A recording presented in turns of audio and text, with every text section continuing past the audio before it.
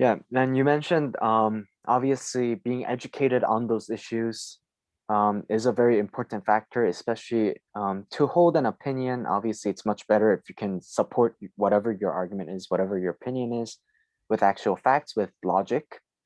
Um, but as I'm sure you will also know, that's not always the case. And I would go as far Yeah, as to say that that's maybe even oftentimes not the case.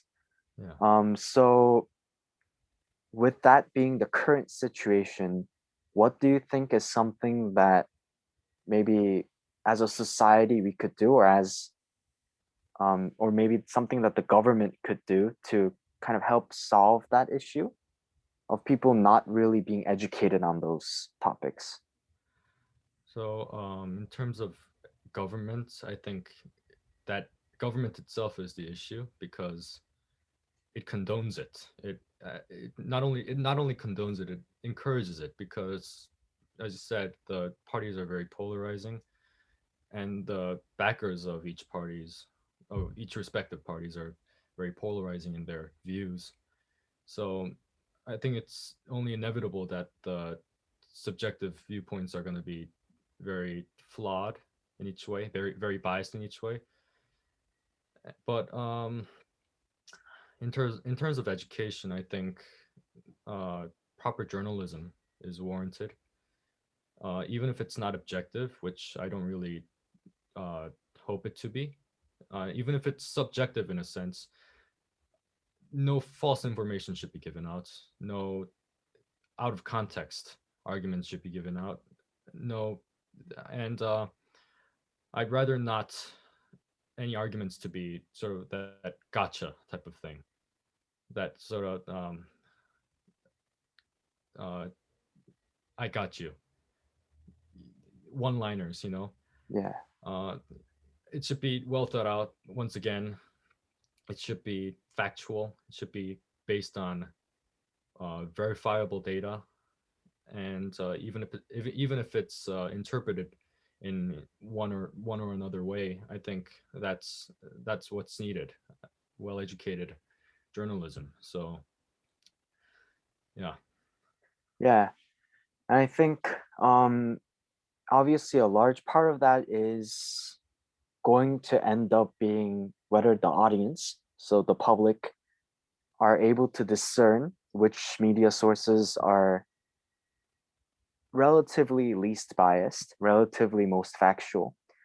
Um, and actually, this is an interesting question that I think I asked a couple of the previous interviewers as well, interviewees, is if you had to pick right now a couple of media sources that you would recommend as maybe these sources are relatively, factual, what would some of those sources be just for our audience to reference? so so I have one good recommendation. It's this guy called Glenn Greenwald, and I go to him a lot for uh, good journalism. He's a good writer, and his it's very well panned out. It's presented in a desirable way, and it's it's very well based on facts, and it doesn't really pander to one ideology or another. It goes both ways. It argues against what needs to be argued against, and it shows how good journalism can go lengths to inform the public. So I recommend Glenn Greenwald, and another journalist I recommend is Matt Taibbi, who's uh, who's a political journalist for Rolling Stone magazine. Great writer, heavily inspired from Hunter S. Thompson's Gonzo journalism, whom I also recommend. Uh, so yeah, those are the two recommendations. Yes. Yeah. So if you're someone who's watching the video right now, obviously, make sure to check those two journalists out. Um, we do, obviously the as we look at a lot of different media sources, we encounter a lot of different perspectives.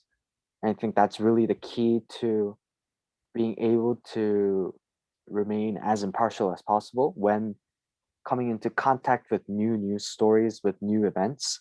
Um, the fact that you have an idea of where those arguments are coming from, especially if they're political, and especially if they're American. I think America in general, they are one of the most polarized, I think, examples that can be found in today's society world. All right, so looking back at freedom of expression, so for example, in Korea, I'm sure you know this already, but there's something called defamation laws, right? And in Yes. Korean, that's 명예훼손죄, and basically it's like if you insult someone or if you hurt their reputation publicly, you can get sued for that. And one of the most controversial parts of that particular law in Korea is that even you can still get punished, you can still get sued, even if what you've said is true. And I think that in a way that kind of represents the complete opposite argument um, of the freedom of expression argument. The freedom of Yeah. expression says we should be able to say whatever, um, maybe even if it's not true necessarily. Whereas obviously the defamation law example shows even if it is true, if it's doing harm to someone's reputation, then that can be punished and will be punished. Do you think that defamation law in that case, for example, is something that we should abolish completely, or is it something that we should alter? I believe it's based on what you've said and based on what I'm informed of, I think of it as absolute nonsense. It's um based on a backhanded egotism, selfishness. Reputation shouldn't be place in political debate. So if it's right, it's right. And even if your ego's hurt, that there's nothing you can do about it. You're being insulted is not an argument in itself. Being being hurt personally, that's your fault. This is political discourse. It's not, you don't hurl ad hominems in political debates. So if you're hurt, that's your fault. You're interpreted in a different. You're interpreting the argument in the wrong way if that's the case. So yeah, it's nonsense. I'm for abolishment. Well, but um, obviously, I would agree with you completely. In terms of just pure political discourse, if all parties involved are politicians or people in politics, but then there are cases where that's not always the case, where there are private individuals who maybe aren't really related to politics, kind of get dragged into the situation, or people just from a lot of different walks of life. And especially, I think certain professions, we often say they live on reputation. And I think like Yeah. a great example would be celebrities. Celebrities, their reputation is their livelihood. Um, and if, for example, as a result of false information, that reputation is damaged, um, wouldn't you also agree that there should be some um, legal repercussions against the aggressors, quote unquote, in cases Uh, such as uh, that? I think that should be set aside as a separate law because uh, defamation laws.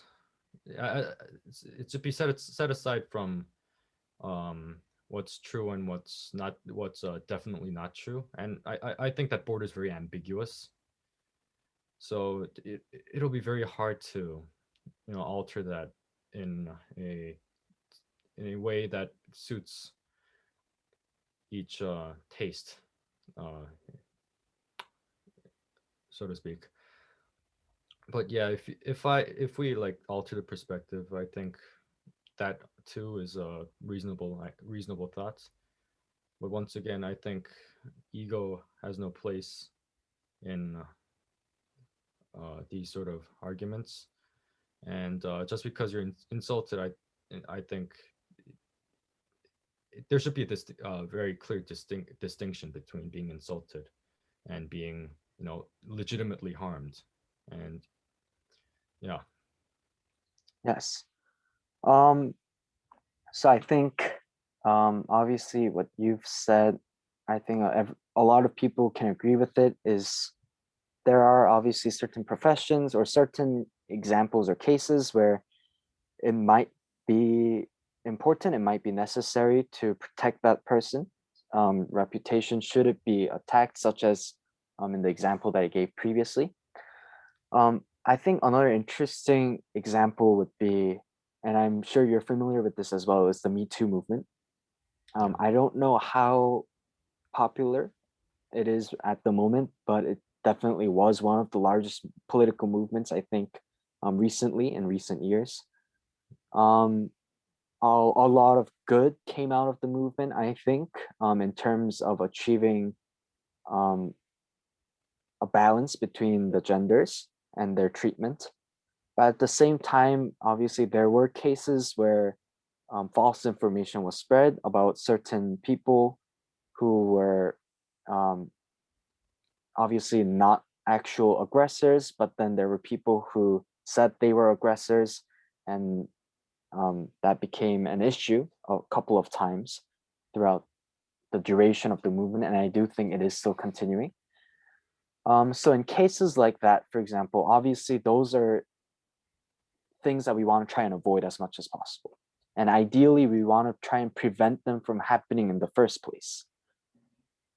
But do you think that, and I think we're kind of going back to the idea of freedom of expression, where is that line that we shouldn't cross? Um, do you think that that is something that we can realistically expect and achieve if we implement freedom of expression? Or do you think that that's something that we might have to, unfortunately, um, sacrifice? I don't want to say sacrifice, but something that we have to endure as a consequence. So it seems to me that some of the accusees, the people, the men mostly, get being accused of, let's say, harassment, even if it's false.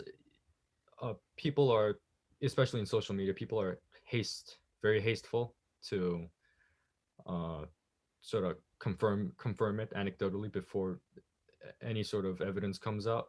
And I think that's a very unfortunate social phenomenon that, as you said, we need to endure this. There's no real way to fix it, because it's the individual, it's the individual in a mob mentality. When a certain person accuses a certain person who seems to be in the aisle of arguments, and it's unfortunate, but we have to and it's something we have to endure. There, I don't believe there's a viable way of fixing this right now. So Right. Yeah, and I think our time is almost up. So I think just to finish, just kind of wrap everything up. Uh, Maybe could you just quickly summarize what you think would be the best way to move forward from where we are right now in terms of freedom of expression?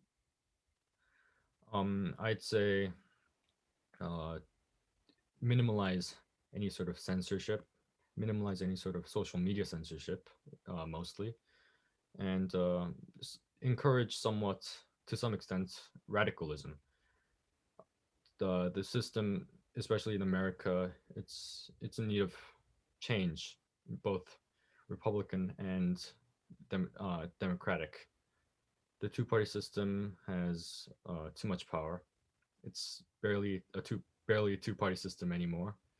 So yeah, I'd say uh, no censorship, encourage a bit of radicalism, and people ought not to be too easily offended. Yes.